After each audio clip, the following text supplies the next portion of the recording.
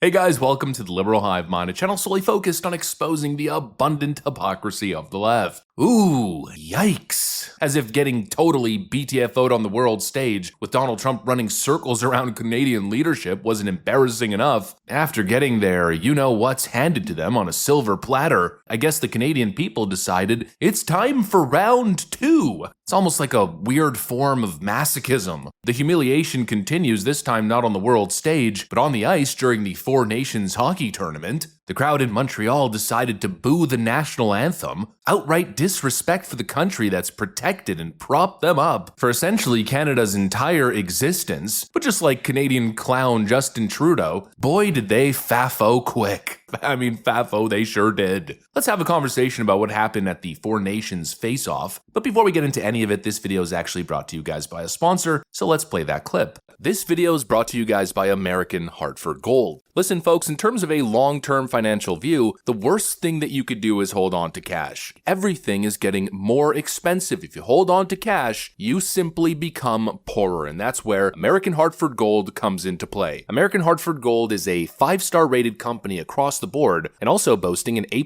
rating at the Better Business Bureau. These guys are simply the best, and they're here to protect you in these inflationary times by diverting a portion of your portfolio into solid precious metals, gold and silver. And friends, American Hartford Gold makes it as easy as it gets. All you gotta do is give them a call, and they'll have physical gold and silver sent to your doorstep or directly deposited into your IRA or 401k. It's a no-brainer, folks. Hold on to the world's oldest and most stable investment. That's precious metals. Protect yourself from inflation, and all it takes is a single phone call. And you probably thought I was done there, but nope, it gets even better because they're currently running a special promotion where you can receive up to $15,000 in free silver on qualifying purchases. Friends, like I said, it's a no-brainer. Protect yourself against the incompetence of these useless, empty-suit politicians by simply giving a call to 844-440-1005, that's 844-440-1005, or text Hivemind, that's one word, Hivemind, to 65532. Again, that's text Hivemind to 65532. A huge thank you to American Hartford Gold. Now back to the video. Okay, so basically, here's how it went. I can't show you guys a lot of the clips because unfortunately, they're gonna get dinged for copyright instantaneously. This is just how it works with sports clips on YouTube. But I'll try to add some frame snippets on screen just to add some context to tell the story. Before the game starts, there's the singing of the national anthems. It's the United States versus Canada, and so both anthems are sung, but once the American anthem started, the entire crowd started to boo. And I mean a very vicious, honestly mean-spirited boo. And this seemed to rub Team USA, let's just say, the wrong way. And so what ended up happening? Well, in the first 9 seconds of play, the Canadian boys out there got tossed around like a bunch of frickin' rag dolls. Honestly, looking exactly like Justin Trudeau in his pathetic little boxing match that's been infamously bounced around the internet. I mean, completely, viciously clobbered. These guys got absolutely trounced, slammed on the ice, and it didn't end there almost the entire game. There was obviously a whole lot of energy to really send a message, and the Canadian players were on the losing end of the stick. They were getting slammed in the boards all game, and to add insult to injury, America won 3-1, with Team Canada getting wrecked on home ice, and frankly, I think it was totally deserved. I mean, the level of disrespect that we're seeing from the Canadian side right now, it's honestly horrible. When we're talking Canada-US, we're supposed to be talking about a best friend relationship. Biggest trading partners, diplomatic partners. When there's conflict, we bleed together. Not to mention Canadian reliance on the American machine. Like I keep saying in these videos discussing this dynamic, Canada is dependent on protection from the United States military. And this is how the Canadian people show their gratitude? Booing the national anthem, disrespecting the patriotic men and women who gave their lives to protect this shared land? The same people who sacrificed so much to create the modern era that we all get to live and enjoy. The people who sacrificed blood for our freedoms, and not just personal freedoms and human rights, but also economic freedoms. Their sacrifice is what allowed us to be the center of the global economy. You know, there should be a shared sense of patriotism, and really there always has been. I mean, I found this viral video that I'd like to show you guys that I think really puts it into perspective. This is from 10 years ago, back on November 19th, 2024, during a Toronto Maple Leafs game versus the Nashville Predators. During the singing of the US national anthem, the mic cut off midway due to technical difficulties, and the Canadian crowd finished singing the US anthem in an incredible sign of allegiance, brotherhood, and respect. Streaming, and the rockets red glare, the bombs bursting in air, gave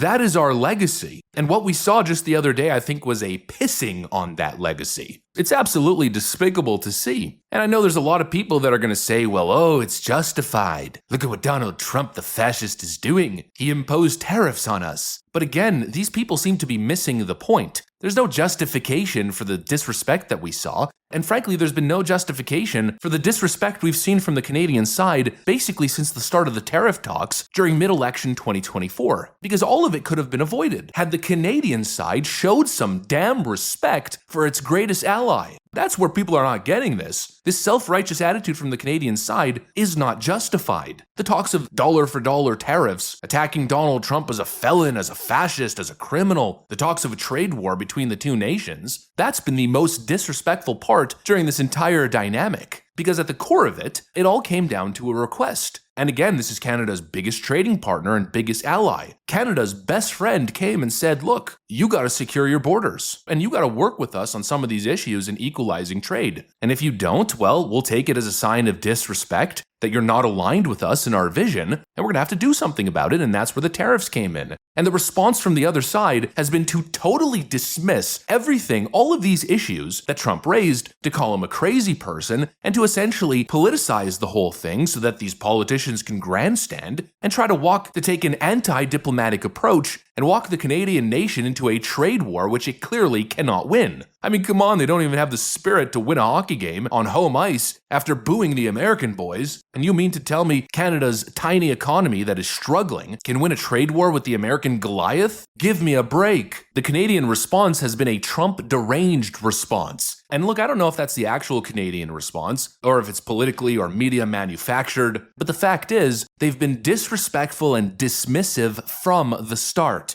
Their best friend raised concerns, and the Canadian response has been a giant middle finger, and pretending like all these issues don't exist. Well, they do exist. There is a problem at the northern border. I mean, just take a look at this headline from the New York Post. Brazen Canadian coyotes are smuggling migrants across the northern border, even advertising on TikTok. Well, would you look at that? Maple Leak. Traffickers use TikTok to get migrants across Canada-US border. Safe route, 10-minute walk, #1 price. It's been an ongoing issue, and it's gotten a whole lot worse as uncontrolled, unchecked mass migration into Canada continued at an accelerated rate, especially over the last 4 years. Millions of people have been led in the country, and apparently there's all kinds of issues with visa scams, and now supposedly there's hundreds of thousands of people in the nation facing possible deportation as their visas are being canceled, and so they created an immigration crisis, and now it's leaking onto the American border. And that's not even getting into the whole fentanyl manufacturing and the fentanyl dens that we've covered previously. There's a real issue here, and the Canadian response has been, it doesn't exist, F off and you're a fascist. What an absolute joke, and no wonder they're taking massive L's. Frankly, I think it's totally deserved. You know, next time if you're going to be so utterly disrespectful, at least back it up on the frickin' ice. It's fafo season. What a freaking winning streak America's on.